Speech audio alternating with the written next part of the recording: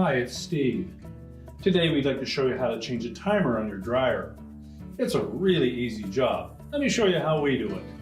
Next we're going to remove the knob from the timer. Simply pull it straight off and we'll just set that aside for a moment, and then we'll go to the back of the console.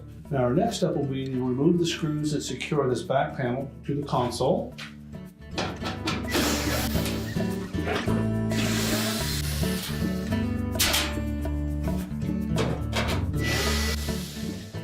Be sure to support that as you remove the last screw. And then we'll pull outward on the bottom and then let it drop down from behind the top edge of that console. Just set that panel aside. Now with the back panel removed, next we're going to disconnect the wire harnesses from the old timer. Just simply pull them away, including the harness for the timer motor, and then the two large ones on the bottom.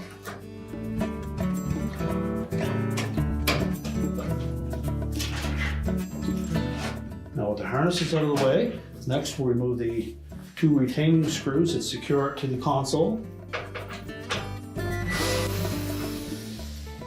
and pull the old timer out. Set that aside, locate the new one. We'll line that up so that those large harness connectors are at the bottom.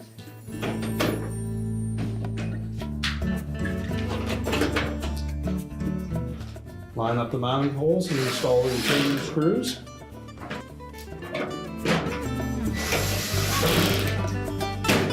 Then we'll reconnect those harnesses.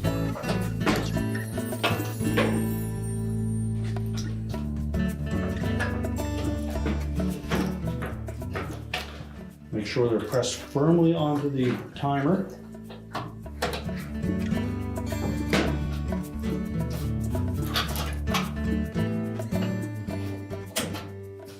Make sure the locking tab engages on the harness for the timer motor.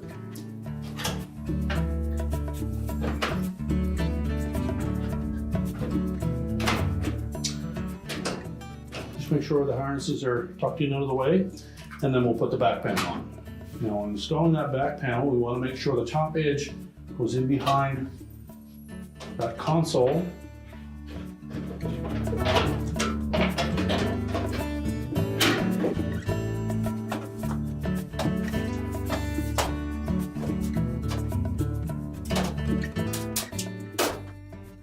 Now with the panel in place, we'll reinstall the retaining screws.